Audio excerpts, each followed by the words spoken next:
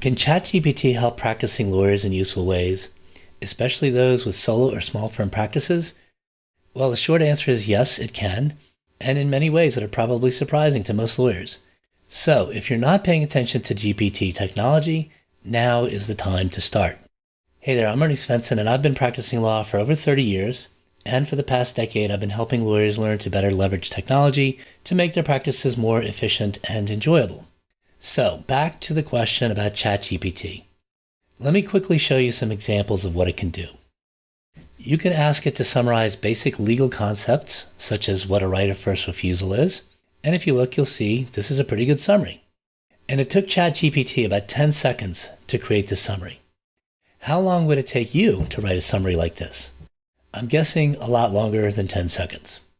You can also ask ChatGPT to summarize popular books like this one by Morgan Housel on personal finance. You could read the book or buy a subscription to one of those services that charges up to $49 a month for summaries of books like this. But ChatGPT will summarize the book in 20 seconds. You can also ask ChatGPT questions related to managing employees. It's a good idea to have a 90-day review for new employees, but what would that review entail? You could do a lot of research and figure it out, but that would take hours. ChatGPT can give you a decent summary in 20 seconds that's probably 80% of what you're looking for. I asked ChatGPT to tell me about this famous Alvin Toffler quote, and it gave me an exceptionally good summary in 20 seconds.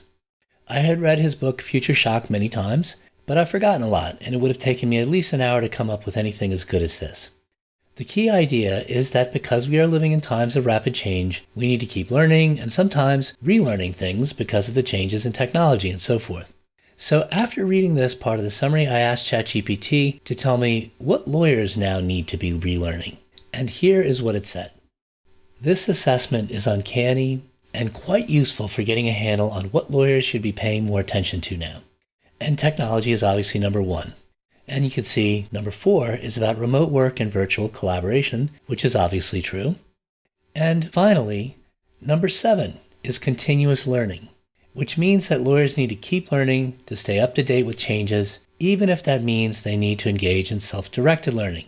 And so how can you do that with ChatGPT? That's the obvious question, right?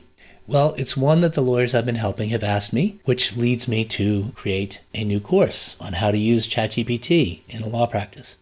But this is delivered in a very convenient way, the most convenient way possible, which is to say through a series of emails. And this course covers the basics, and it covers best practices for getting the most out of ChatGPT, and it offers concrete examples like the ones I showed you just a few seconds ago. Look, ChatGPT is a hot topic now, and that's why you'll be seeing a lot of news articles and stories about it in the coming weeks and months. And you will see a lot of YouTube videos promising to help you learn to use ChatGPT better. And no doubt, if you have the time, you can learn a lot from these videos, so I definitely encourage you to watch them. But if you want to learn in a less frenetic way, then I invite you to sign up for my free course, where you can learn through a series of emails that makes it easy to learn in small, digestible chunks of information. Like I said, it's free, and you can get the link to sign up in the notes below this video, so if you're a practicing lawyer, I invite you to check it out.